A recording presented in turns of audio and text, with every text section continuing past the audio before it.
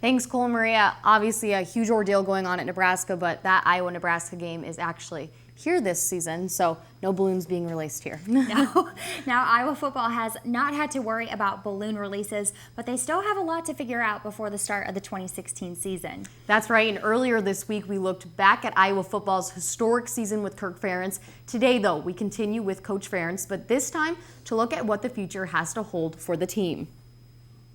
With Desmond King returning for his senior season and linebacker Josie Jewell being back as well, the defense is looking stable. As for the offense, CJ Beathard returns with legs that move this season. Check it out.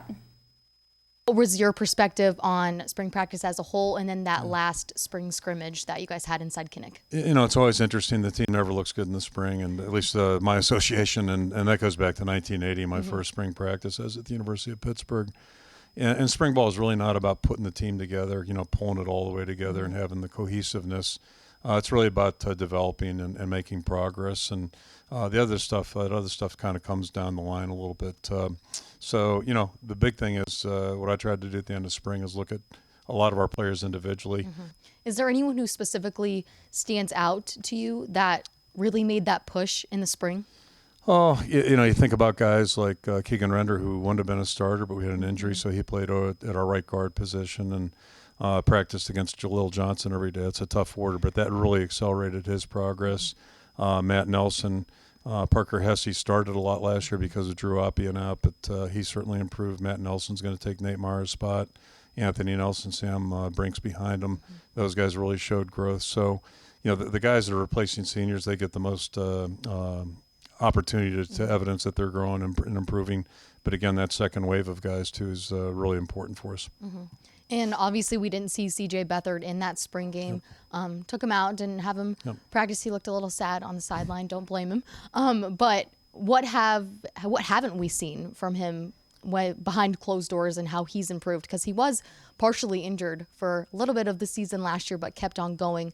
What have you seen from him this spring season? You know, he could throw a ball last year, but he really couldn't move very well after the second game, or third game. So, you know, it's a real credit to him the way he played. He was never fully healthy once we got going, certainly in Big Ten play. So we're anxious to see him healthy. Ironically, he hurt his shoulder a little bit in spring ball that last week. The good news is if we were playing this week, he'd be fine. He can throw it.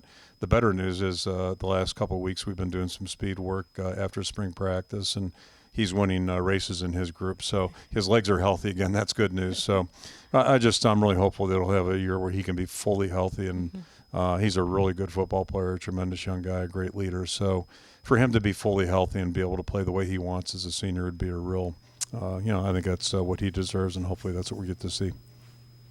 While this is our last show for the 2015-2016 school year, we will still keep you updated as Iowa football progresses through summer workouts and media days. Now, we still have some time until football season, but one Iowa team's next game is a little sooner, and their season is hanging on by a series. Iowa baseball takes on Michigan State this weekend for their last home series and what could be their last games of the season. The Hawkeyes have to take the series to advance to postseason play at the Big Ten tournament, and one senior has helped the team get there before.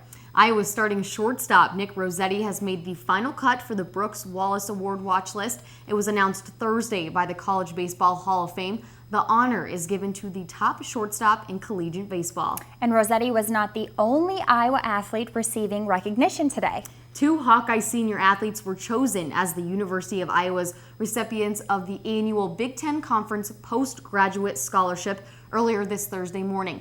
Katie Brown, member of the rowing team, was Iowa's coxswain for the first varsity 8 crew and received Iowa's Big Ten Medal of Honor earlier this month.